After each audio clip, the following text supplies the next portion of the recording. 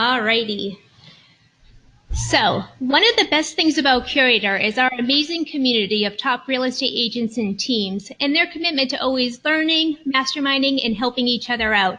So we decided to share the love and bring on some of our top, most successful clients to talk about their journey and to give you guys some best practices and advice. My name is Sarah Mailloux, and I'm the sales manager over at Curator, and joining me today is the one and only Veronica Figueroa from the Figueroa Team over in Orlando, Florida. Welcome, Veronica. Thanks for having me, Sarah. It's a pleasure. And thanks so much for coming all the way in to Boston during the parade of your Pats winning. So thanks for having me. Oh, yeah, of course. Yeah, it's crazy here in Boston, but it's a beautiful day. So, alrighty. So a couple housekeeping items before we get started, you guys. First of all, this webinar is going to be recorded. So we'll go ahead and we'll email you the recording within the next day or so.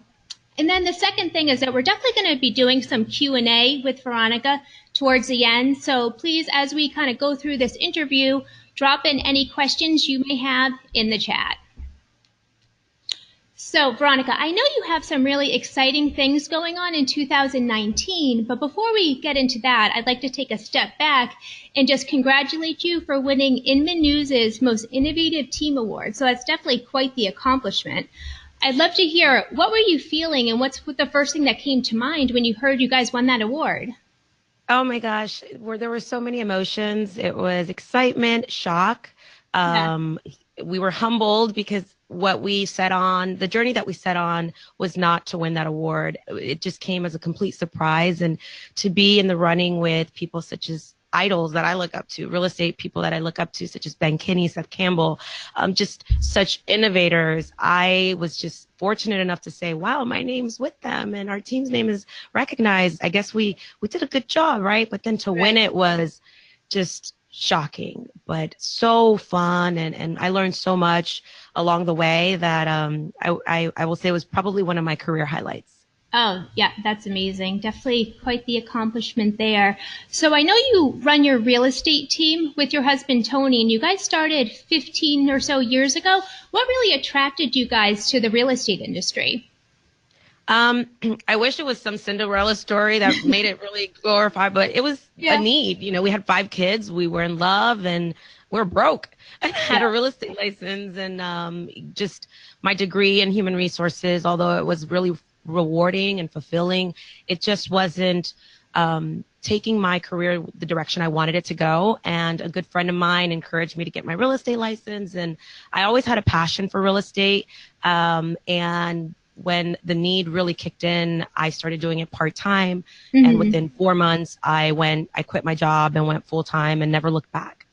Oh, that's awesome. So at what point did your husband kind of join the team? When you started gaining some momentum or? When I gained some momentum and had a couple hires and assistants, and he saw that I was still working around the clock, and you know, I did pretty good my first year. I sold 56 homes as a full-time agent my first year. Yeah. My first year as part-time agent, I sold 23. So every year I started progressing, and I'm very competitive with myself. So each year I wanted to either double my numbers or increase by a significant amount. And he was seeing the amount of hours that I was putting in and I don't want to say disloyalty, but how hard it was to grow a business by accident, because I didn't come into it saying I'm going to become this organization. It was just a real estate agent wanted to feed her kids at the time. And he saw that I was going through the peaks and valleys. Yeah, the peaks and valleys and the hustle and different people who maybe wanted to help me, but it really wasn't their passion. So what better fit than your spouse who believes in your entrepreneurial vision and said, let's do this together, because if you're losing sleep, I'm losing sleep watching you lose sleep. So let me help you. And just, it started growing organically. And, you know, here we are 15 years later, still trying to figure it out every day, pushing forward. And it's been amazing 15 years. I wouldn't change it for anything. Yeah, that's awesome. So at what point, it sounds like when you were starting, everything started kind of piling up, right? And you started getting really busy. At what point did you feel like you were kind of all over the place and that you were kind of missing out on opportunities by, you know, not having the right systems in place? I would say probably year two into it. You know, the notepad got a little bit inefficient. and, you know, the whiteboard, the dry erase board in your bedroom no longer was a great way of tracking your business. And again, just not being able to know where the next opportunity was coming from was causing too much anxiety. So then one day I just got really, really clear as to the type of business I wanted to run, which was at least with intention. And I wanted to become an agent that wasn't lucky, an agent that wasn't just hoping for the business. I wanted to make sure that I could project and I could really calculate what the next year would look like or what I wanted it to look like. So we got really intentional right around year 2. And again, the drive for that was my children, and the fact that I was like, I'm not turning back. I really love this. I grew a love for the industry, and I think I was pretty good at it, you know. And over time, I work with people who I think now are better than me. I just get to play a huge part in their business, and they allow me to be a crazy visionary. But, you know, at the time when I was still in the streets, pounding the pavement, I really enjoyed what I was doing. And year 2, it kind of really got really busy, and it was time to make some strategic decisions. But also the market was crashing in 2007. So I was right around year 2, 2.5. And you were seeing people jump out of the market. And I knew I couldn't jump out of the market. So at that time, it was like, okay, buckle up, Buttercup. This is all we have. So we just got really, really curious. At the time, short sales were starting to, you know, hit the market. I had no idea what a short sale was. And I just played stupid really well. I asked a lot of questions. I would call the banks. And if I didn't have the answer, obviously I would explore all of our options, and I became like a short sale queen in my market. And I'd take listings and they'd last 8-9 months on the market, but I was going to sell them. And I had my paper files with my notes and the asset managers and the negotiators' name on it. And, you know, if someone was looking for an opportunity, I was like, hey, you're my assistant. I need help tracking these short sales. So just became really, really busy, and it was changing at the time where I was just now getting into the groove of things. Boom, it changes. So from 2004 to 2007, anybody who's been in that wave knew that it felt like the market had been ripped from under us when the short sale game started coming in, and then the REO game. So that's when things got really hectic, and it was time to really determine if we were meant to withstand the challenges that were happening in the market. Yeah. So I'm sure you saw a lot of people get out, right? And then you chose to kind of double down into your business at that time. Yeah, and you just hit it right on the money. That's what I do. I like to take a lot of risk, and I did exactly that. And it was hard. I have 5 kids, and it wasn't easy. They were little at the time, and my son used to play baseball, so we were also at the baseball field. The girls like to cheer, and you know, my husband, we'd kind of take turns, and we were a blended family. We are a blended family. So it was on top of that, real estate, balancing your family, and it's never truly a balance when you're go. Right. And it was challenging, but it taught us so much about, I think, where we're at today. Yeah, that's great. So speaking of Tony, over Christmas break, I was hanging out with my 2 kids, and I was on Facebook, and I came across your podcast. So you and Tony started a new podcast, the Ride and Die podcast, where you guys actually interview other powerhouse couples in real estate. So I really loved the whole concept. I thought it was really fun. Now, what inspired you guys? I know like you get your hands full, obviously. What inspired you guys to start the podcast?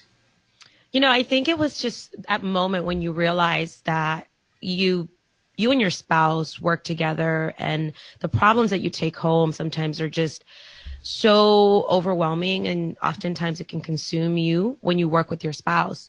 And not everyone understands what that looks like or feels like. And shout out to all the power couples or anyone in real estate that works together, whether it's your admin or, you know, whatever you do together.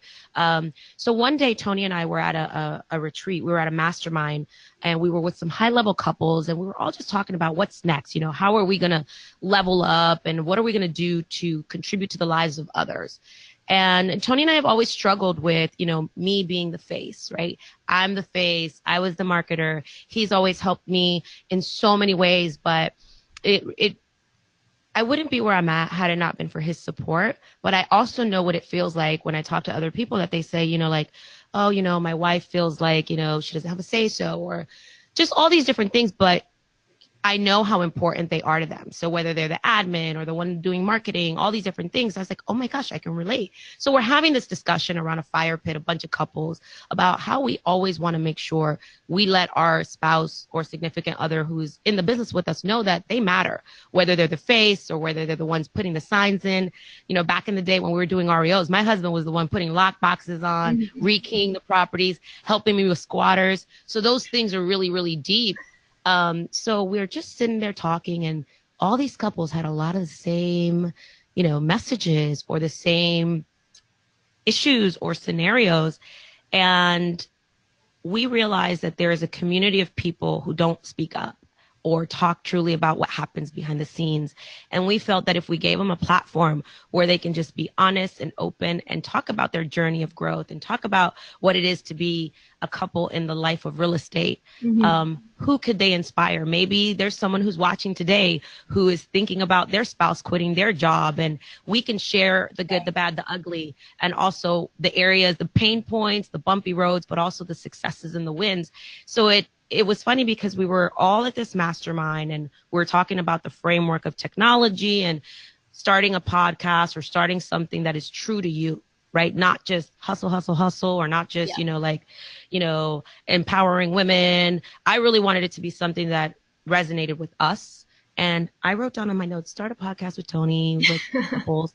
And then it's funny because he hits me, you know, he kind of taps me on the shoulder, and on his notes, he wrote, start a podcast with Veronica, where we interview couples. It was like literally that same moment we wrote down the same thing. And I looked at him, and we had a group of other couples who are very into accountability. And they said, that's it. That's the winner. That's what you guys should do. You know how many people you can touch. And it was so organic. And then they gave us a deadline. They said, okay, by when?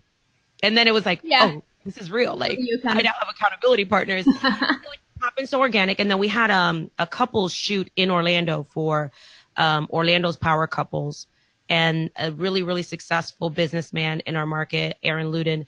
He does a magazine called Orlando Top Producers, and he did for Valentine's a power couples shoot. And we knew that that was the day that we wanted to launch it. So we felt what better day to launch it than to be in a room full of your competitors, so they say, in your market, who are power couples. And I'm the girl going up to them saying, hey, we've worked together on a transaction, but we've never met. Or, you know, removing those boundaries and those walls and going up to them and say, I want to learn more about your business. I want to learn more about how you guys handle this as a couple in real estate. And they're like, oh my God, you know, you're not, you know, my competitor. No, I want to be your friend. You know, I just want to talk about what you got going on. So it's been really cool and fun. And it's a passion project that now has turned into something where people are raising their hands and saying they want to share their story. We do it on a Friday, so that after that, we can then go have a couple of drinks or go to dinner, and the real magic happens behind the scenes. We did it in Miami. We did it in New York. We did it in Orlando. And yeah, we've got a lot of cool couples coming on the show. And I think selfishly, I'm learning from them because I get to hear what they do, what they go through, what their business is like. That's huge. And I'm leaving so inspired. And if I'm leaving inspired, I hope the audience who's listening as well is leaving inspired that they can do this if they truly want to do something with their spouse and grow their business. Yeah. And what is one of, like, I know you spoke to so many people. Is there like a common struggle that comes up a lot when you talk to these couples? I think common struggle number one is shutting it off, you know, right? Yeah. Shutting it off is really hard. And anyone who says that it's easy, I think is, I call BS.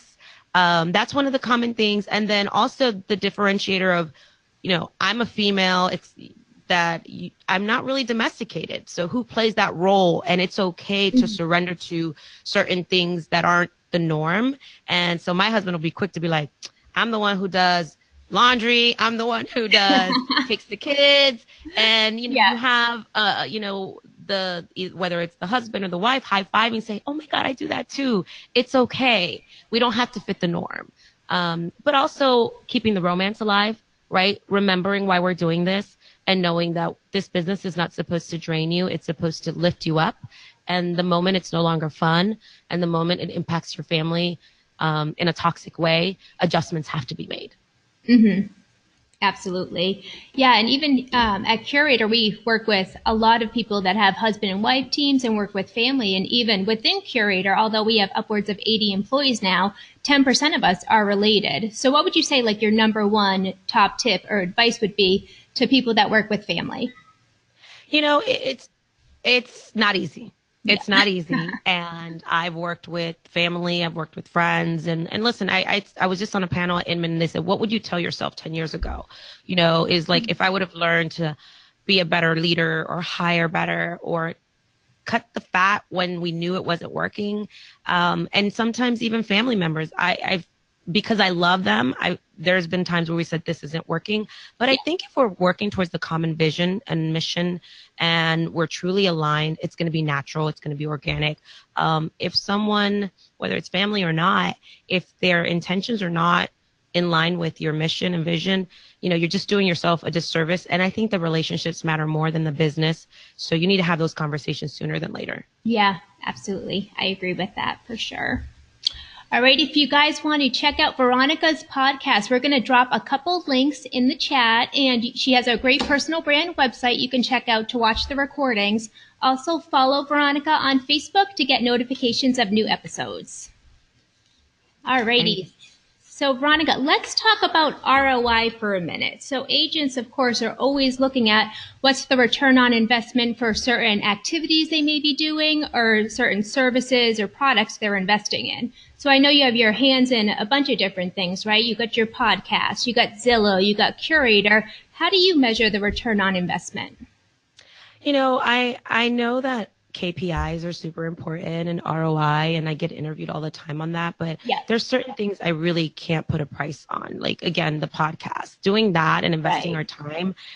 We've received referrals off of that. We've built new relationships. We've gotten intel on how we should build ancillary services and how other couples did it. I really can't put a price tag on that. I think relationships, and Lisa Archer says it best, your sphere of influence or, your circle is your ROI. Now, obviously, we want to invest in things that are going to give us some sort of return on our value and our time, but oftentimes it's not immediate. We as agents want instant gratification, but like even my relationship with Curator, like the relationships and to know people like Amy Younger, Lisa Archer, to pick up the phone and ask them what their sales meeting looks like, or just bounce ideas off of each other. I would have never had that had I not had the relationship with Curator and other relationships that I have. So, ROI is definitely important. I don't want to chase my tail and just invest in just anything, but I measure it a little bit different. I measure with the heart too, Sarah. And I know that might sound very cliche, but, if I feel good about it and I'm meeting people and I'm getting, I spent a lot on education and on conferences, but I kind of scaled back this year now because I already have a community of people that I can go to and learn from. I can call, Anthony in Tampa and find out what his lead distribution looks like for his team, or I can call Judy and find out how she's rocking out on those videos and maybe save thousands of dollars by the discovery process that she's already done. So for me, that's part of my ROI in the communities that I choose to invest in, but I also invest in ones that I know I want to be a part of. I wanted to be a part of Chris Smith's world. The first time I saw him on stage, maybe 8 years ago, there was something about him that caught my eye, and I was like, I like his style. I like his honesty. I love his, the way he looks at things. I was like, how can I be in his world? And there's no ROI that I can ever say. It's priceless. And for me, I know we got to, obviously if you're investing in Zillow or you're investing in realtor.com and you're giving leads to your agent, the ROI has to be there. That has to make sense. But for certain things that I invest my time in, it really has to do with how it makes me feel. And I'm on this Marie Kondo thing, like if it sparks joy in my life, I want it to be a part of my world. And, I've been around the block a little bit now that I can pick and choose what I want to do. And I don't need to be the person who's making the most money if it's bringing me the most joy. So now it's got to make sense. It has to make financial sense. But my husband supports my crazy ideas, and usually it turns into something magical. Yeah. Yeah, I love that. And definitely sometimes it is harder to measure. Like we hear all the time that people get recognized in their community and stopped in their grocery store and that sort of thing. It's like, how do you measure that? So I totally agree with you. All right. So staying on the topic of ROI, let's talk about lead generation for a minute. So you are doing your lead generation through Curator and through Zillow. And of course, when you look at the ROI of lead generation, a huge part of that is the lead follow-up, right? So you're doing your marketing to get the leads, but what does your sales process look like to get those leads? And it actually reminds me a while back, I think you were actually just becoming a client at that point, like 3 years ago. You posted a Facebook Live of you and your team doing a call block, and you guys were having a blast. You ordered pizzas, and you could really tell everybody wanted to be there and they wanted to be a part of it, which is great. And that's something that a lot of team leaders struggle with. They struggle with their teams out on appointments and they're busy. You know, how are you going to consistently make those phone calls? And even myself as a sales manager, like I'm always all over my team about trying to make, you know, your daily call blocks a habit. So what advice do you have for people to get your team to buy in to calling leads? Well, I mean, I think that you just said I think something that's really important. That was 3 years ago. And from 3 years ago to today, we still struggle with making sure that momentum is still important to the agents. And how do we pivot now that a lot of our business is done, you know, online, and maybe they don't have to come to the office. And we have a pretty good synergetic group that still comes into the office. We've made it kind of like if you're on shift, then we expect you to be in the office. But we do have a lot of fun together. And we were just having a meeting yesterday. You know, we're going to go back to weekly call nights, but it's not because it's a punishment. It's more like it's a habit. It's those habits that are so important. But here I am, and I'll give a shout out to my lender, Zach. You know, we were talking about how do you continue to keep that synergy when maybe the agents are out there and they're getting good, right? They're skilled, and you don't want to force them to come into the office because it's not really, I want to move people. I want to inspire them. I don't want to force anyone. Right. But, you know, little things like, I never heard of Marco Polo. Like, oh my gosh, you can have a video chat room and just like kind of call each other with that rah, rah, rah and speak on, you know, the things that maybe that day for the team you want to highlight.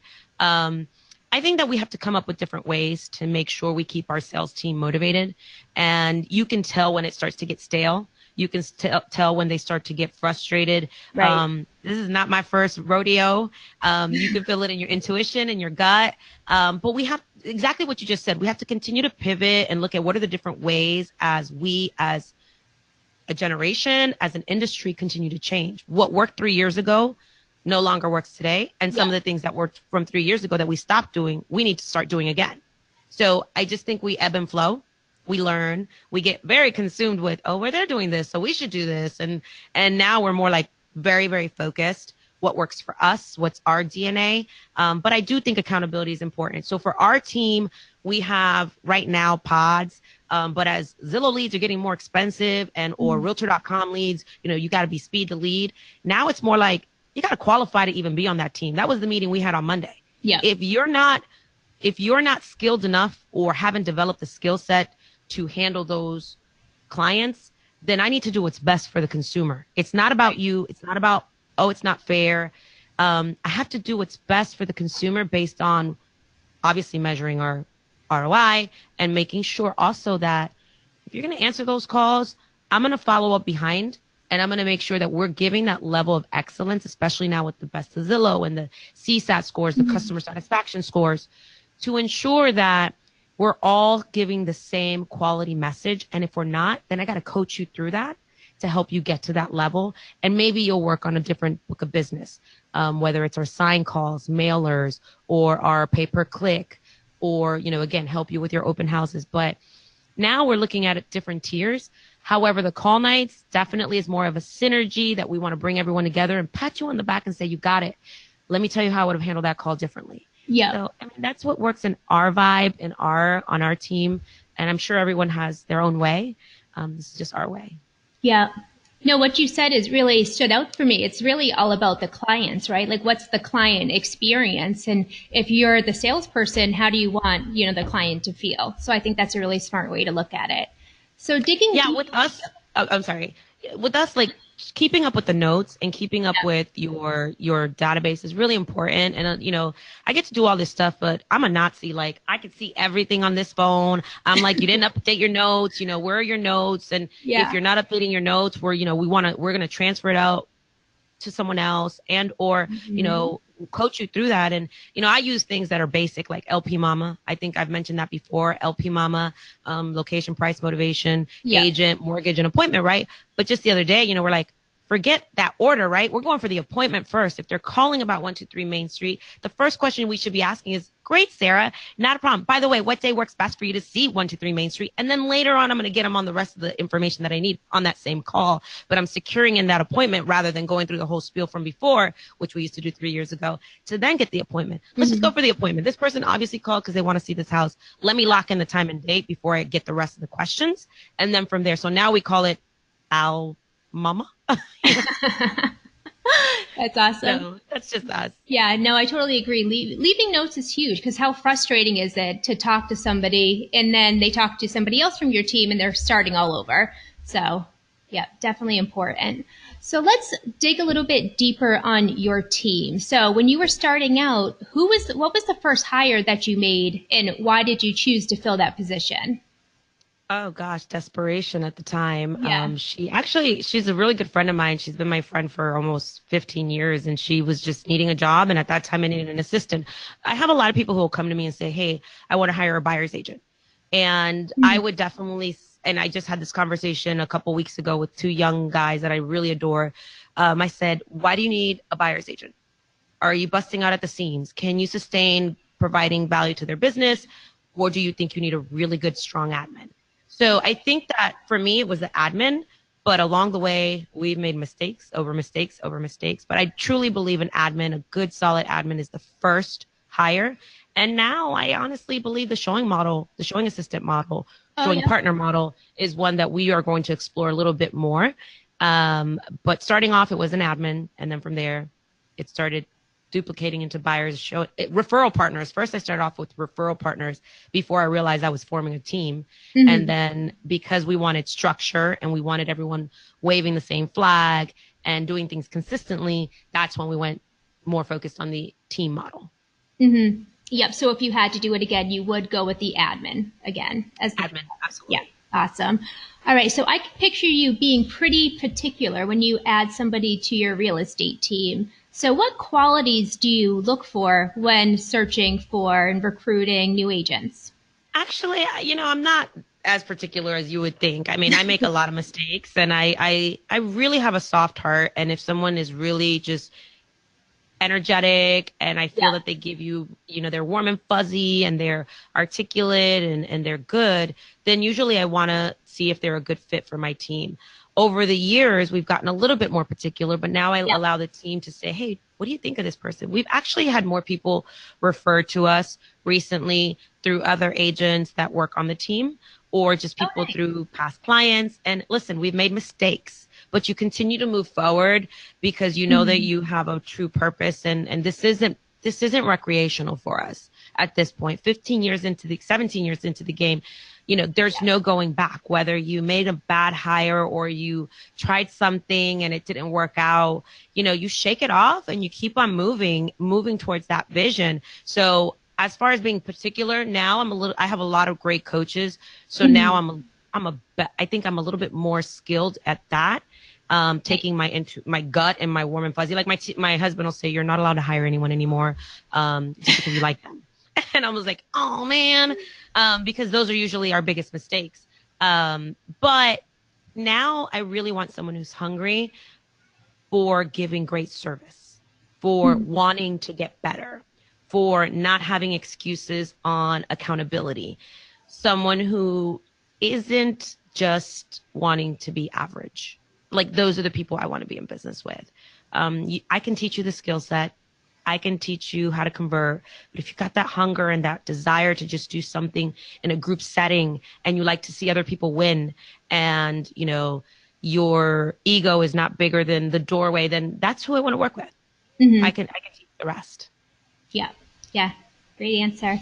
Alrighty. So we talked about your team. We talked about a couple of the services that you guys use. And then we talked a little bit about your lead follow-up. Let's get into your marketing strategies. So now you have Curator doing your marketing for you. And you work with our marketer, Danielle, who's really awesome. And she's in Orlando as well. And I love seeing how you really embraced her. And she's really an extension of your team, which is really nice to see. A lot of our clients actually do a similar thing, and they have their Curator Marketer on their About page, which is really nice. Can you talk a little bit about how Curator Marketer has helped your business?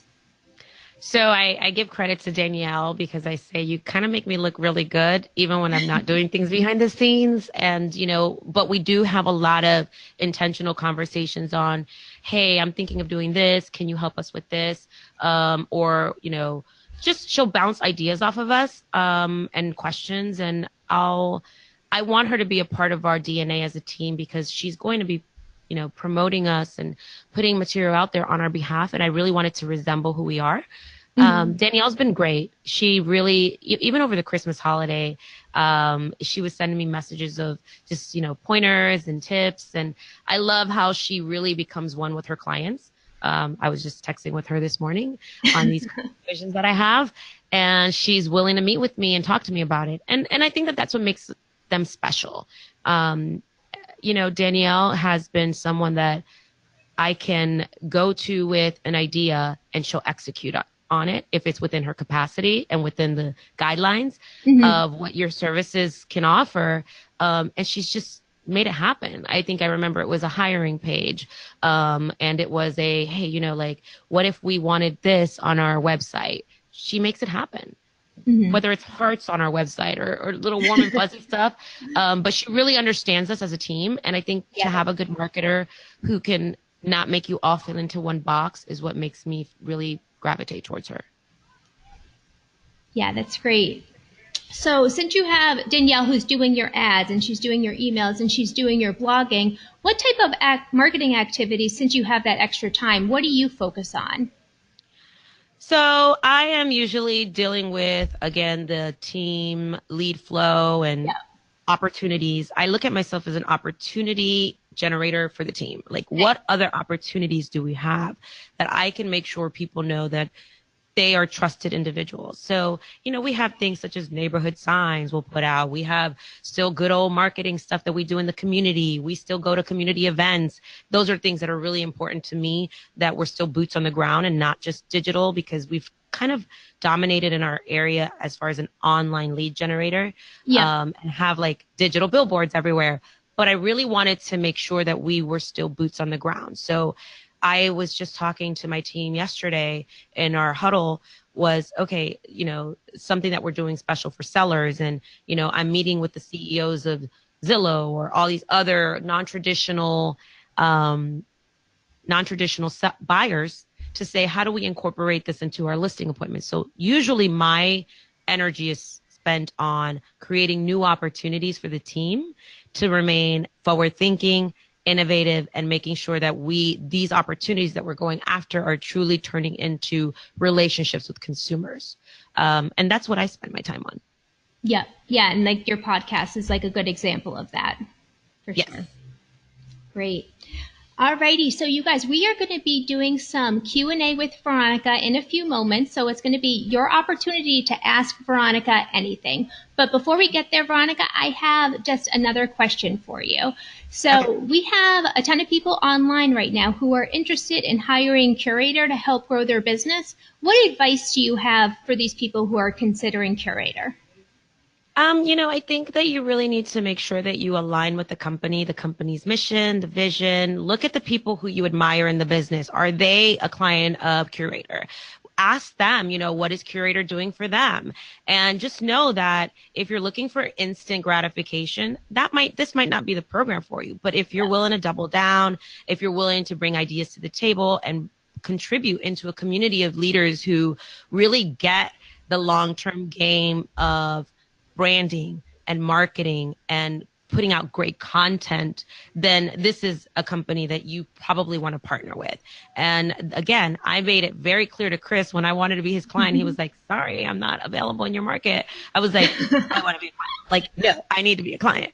And it was more because I just was a fan of their work, the conversion code, the what they stand for. So if you believe Curator is something that you're interested in, please don't do it because of FOMO. Do it because you really believe it's going to help your business if you get to rub elbows with industry leaders, movers and shakers. I mean, look at Judy Weiniger. I mean, how has her business evolved over the years? And this was someone that, you know, kudos to her. She took a leap of faith and has become a digital, queen. And I am a fan of her works, and I could just pick up the phone and call her.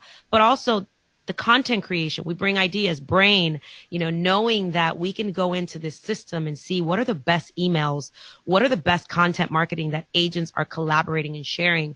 Then if you want to be a part of something like that, you need to be a Curator client. Now, if you're going to come in and say, oh my God, I've been there a month and, you know, I got one Facebook lead, and that's not the case because we get a lot more than that. Then, you know, I would say maybe you're just not cut out to be a Curator client.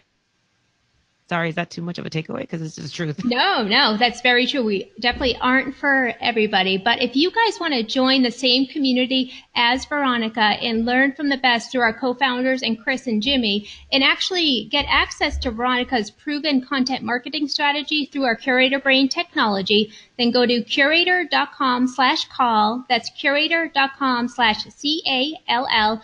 And we'll drop the link in the chat for you guys. And a couple things that you should know. As Veronica said, we are the most exclusive system out there, and we were sold out in her market for a while, which is crazy. And a spot did open up for Veronica, but that usually doesn't happen.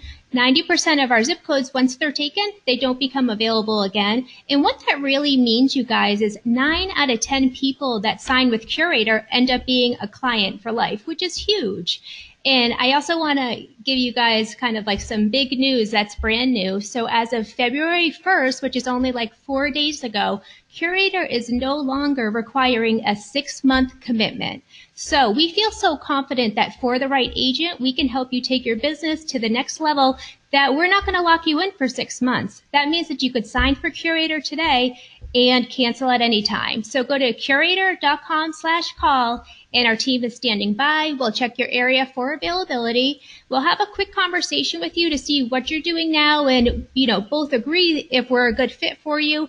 Then the next step is we'll do a free Facebook marketing audit and really dig deep about what you got going on and see how we can make some big improvements there. Alrighty, so let's see what we got for some of this Q&A. So definitely a ton of questions, Veronica. Let's see if we can get some good ones. All right, so Jimmy is asking, Veronica, this is a tough one. How do you handle agents who are underperforming? Oh God, that is a tough one. You know, I have struggled with that in the past, and it really, if you let it go on too long, you're doing a disservice to the company, you're doing a disservice to your team and the other team members. Standards is something that we've been talking more and more about as far as how do you maintain those standards, but people will deselect themselves if you lead with the standards. And the more we've shifted towards holding that standard a little bit more higher, people, and kind of exposing people a little, you start seeing their demeanor starts changing, or they just realize, oh, wait, I guess I can't hide behind a good game, a good talk, or a good month. And that's the thing, is they'll have one good month, or, you know, they'll have a blowout quarter, but they forgot to withhold their own standards to their business and consistency. And then it starts affecting their business, you know, the next quarter or 2 quarters later. Mindset, so, right? you know, my husband says something that I really appreciate. He says, this business should not put you out of business. This is a business that you should thrive in. And if an agent isn't holding themselves to the standards of the team, then again, a quick conversation is definitely necessary. And that's an area where I have realized I needed to improve on. And I have great coaches. Lori Reeder, I was on the phone with her yesterday. We were talking about standards. And I think it's really important to just realize we're running a business. And the Cool Kids Club is down the block. Now it's time to really step it up in 2019 with a level of excellence and a level of service. I mean, I'm listening to every day. I'm listening to the majority of the calls to make sure that it's upholding the standards that we have. And I just shut two agents off. And the conversation this week will be until we can get you to pretty much emulate what it is that we want, the message we want to give. Then, you know, I'm sorry, I just can't have you on this book of business right now. Yeah, and you put them on kind of like a plan. Yeah, a pause, right? Where we coach them through it, because some of them just coach. A lot of times it could be your onboarding, and you know, us real estate teams, oftentimes we need to admit, you know, like that's one of the biggest issues they don't succeed. Maybe our onboarding wasn't the best experience. So as we move forward in 2019, it's making sure that we give that level of excellence standard the most attention, and also that the onboarding experience, whether it takes a little bit longer to get them on the phones, is more deliberate. And again, that's where we're bringing in the showing partner model, because we realize not everybody is going to fit in the same box. Yeah, for sure. So a lot of people, as you know, are starting to get into video. So I'm curious, you're definitely really comfortable in front of the camera. What advice do you have for people that want to get into video, but they're a little bit intimidated? Oh, video. Believe it or not, I was scared of it because we're all very critical of ourselves. We want it to be perfect, or we want it to be highly produced, or we think that maybe the value that we're putting out isn't value. Mm-hmm. I would just say follow your heart, be yourself, and just do it. Just do it. Just take action, consistency. It'll get better over time. And just have fun. And please don't just talk real estate, because newsflash, unless people are buying a home and unless they're getting a mortgage, it's really not a sexy topic. It's really not. But people want to know about the communities and want to learn more about you. And maybe you're highlighting other businesses. Maybe you're highlighting a hobby, and you just slip in the fact that you're one of the real estate local experts in your area. But have fun with it. Just take action, and you'll get better along the way. I definitely look back and I'm like, ooh, that was really bad. But just take action. Yeah, that's great advice. Be yourself, for sure. So we got a good question from Dave. So what is the number one tip for delivering memorable service to your clients? I think every team is going to have their own DNA and their own secret sauce. And wow, right now we have been really deliberate on calling after the agent is already in communication with the lead. Oh, nice. And basically saying we strive to provide 5-star service. And this isn't a review. We haven't sold them a home yet. We just want to make sure that the questions that they had have been answered, and that they feel that they've been given the most attention that they deserve, and letting them know that aside from the agent, there's an army of leadership and agents who want to make sure that that consumer has a delightful experience. And if they did not get 5-star level service or 10-star level service, what could we do differently? So we're actually engaging the consumer to let us know what we could have done differently. But to give 5-star service, I think one of the things that our team does really well is, again, what's important to the consumer, asking them and giving them the attention that they deserve. I don't think, just like not all agents fit in one box, not all consumers fit in the same box either.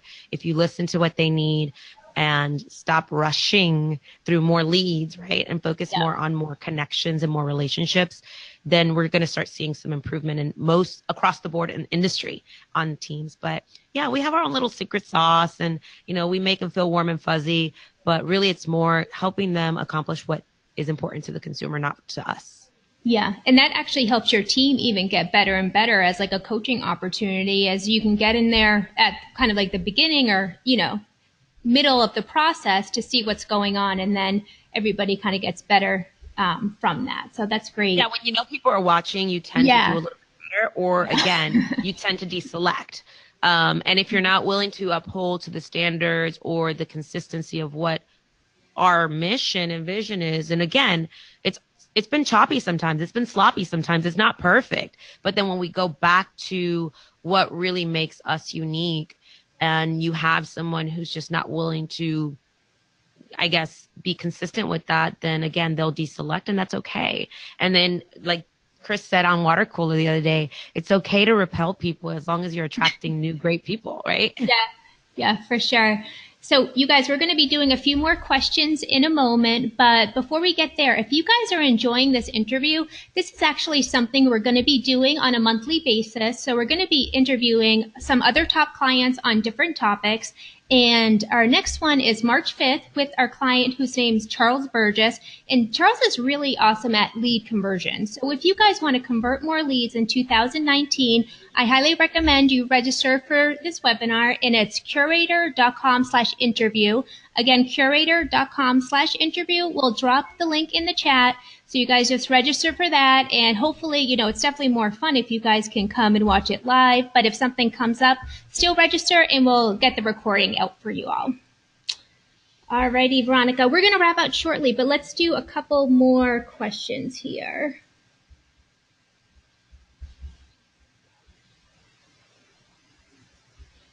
Exciting questions. Oh my gosh. I know there's a lot. Alrighty, so getting back to the lead follow-up, do you make your agents use a script when they're making their calls, or do you kind of have them make it their own, or how do you handle that? So we live by, I think I mentioned it earlier, LP Mama, again, making sure at the end of that conversation, can you identify the majority of those bullet points? Again, do we know where the person wants to live, the location, what's important to them, what's their motivation, why are they selling, why are they buying? But you ebb and flow, right? You are having an organic conversation. So LP Mama is definitely, and like I said earlier, now if they're calling on 123 Main Street, before we go through the qualification questions, we're getting the appointment and saying, okay, what day would you like to see that property? Tuesday, not a problem. So in the meantime, while I'm getting the showing instructions on that, tell me a little bit about your search. And it's such magical words that just say, tell me a little bit. And usually I don't have to ask bullet point wise. I just know that's what I'm looking for and what they're telling me. And if they fail to tell us that information, then we say, before we hang up, I just want to ask a couple more questions just to make sure that I'm able to properly service you and make sure that we help you accomplish your goals. So again, LP Mama, if you don't know what it is, it's super easy. I think I even talked about it on PitchFest. It's location, price, motivation, agent, mortgage, and appointment. Okay. And then we also focus on Ford. It's very simple: family, occupation, recreation, dreams. And these are the things we're looking for on every single call. I want it to be an organic, natural, genuine, authentic call. We're not very scripty. We're more like, hey, tell me a little bit about your search. Tell me a little bit what you got going on. Behind the scenes, the notes that we expect on the dashboard, my agents will go in and put LP Mama. So when we're talking internally is what's their LP Mama or what's their Ford. And that allows us to have kind of like a high level view of, okay, well, their LP Mama is da da da da da. So that, again, we have that internal lingo with each other. But when we're talking to the consumer or the client, that's never the order. The order should be tell me about your search. How long have you been looking? If, agent, the way we ask, are you working with an agent? We never ask, are you working with an agent? We ask, what's your agent's name? How many offers have you written? Because I want open-ended questions because we want to have a conversation. So again, for us, scripting is very important, but more like mental scripting so that we can then put our notes in the system. And again, it looks specifically like that. L, the agent will describe what that looks like. A P, it'll describe what their budget is. And that is our mental script as a team and behind the scenes script that we lead with in our conversations with our team. Yeah, so that's really smart. So you are getting the information that you want and that you're kind of qualifying them with, but you're making it like a natural conversation and, of course, finding out their goals so you can do the best service to them. So.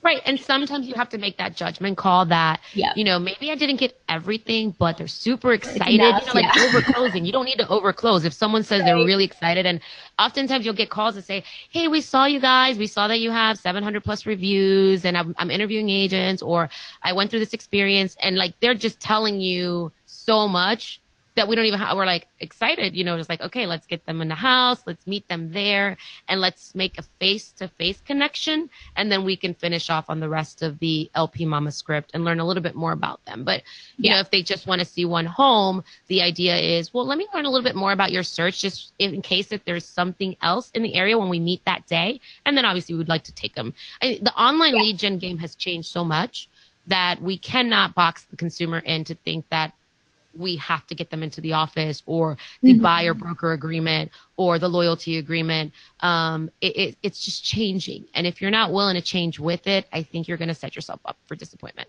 Yep, I agree. Alrighty, so we will wrap up with this last question, and this is from Tim, and I think this is a super important question, especially, you're running your own business, you have a family, you have kids, you work with your husband. Can you talk a little bit about work-life balance and how you manage and how you juggle it all? Oh, I'm probably the worst poster child of work-life balance, but every day wanting to get better. I think that as I'm getting older, and I mentioned it earlier, things that spark joy in my life are definitely the priority. I have dedicated my entire career to my life, I think professional life, to this industry. And now as I wake up and say, just journaling or lighting a candle and knowing that my husband's like, you got to get on the Peloton. Like tonight, I'm like, I'm going to get on the Peloton because I need to balance myself. But it's so important. And this industry can definitely consume you. And one of the things we talk about our agents, they had lead fatigue. For a while, we were just a lead generating machine, leads. And I give my team permission to say, look, I know we sometimes come from a scarcity mindset that we're thinking, oh, that would have been my lead, or, oh, darn, they got that $600,000 lead. But I think that when we come from a place of abundance and not scarcity, you start realizing that you need that balance. So what I wanted for my team, and we proved it, we put them 1 week on, 2 weeks off of lead rotation so that they can focus on the clients that they had, love the ones that they're with, and then have some time to, again, enjoy that dinner without having to answer the phone underneath the table. And I think it's important for me because I've experienced it. I don't want them to experience what I've gone through, where I was that mom at the baseball game, with 3 phones to my ears.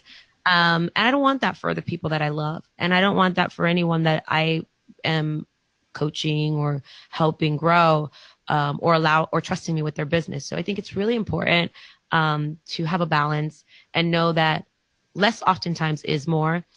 Lead fatigue is a real thing. You start suffering in the quality of service. And I love that we have really great people who on our team will say, hey, you know what? I have a little bit more than what I can handle. Pass it on to someone else who might need a little bit of injection in their business. And it just goes to show their character and that they just come from abundance. So super important. I wish I was better at it. I'm working towards it. Yeah, no, that's great advice. And Veronica, I have to thank you again for joining us today. I know your time is valuable and you're super busy, so this was really awesome. I appreciate it. And if you guys are interested in, of course, checking out Veronica's podcast, follow her on Facebook again and check out that link. And if you want to learn more about Curator, again, it's curator.com/call and we'll give you guys a ring. All right. Thank you guys. Thanks again, Veronica. Thank you. Bye. Yeah.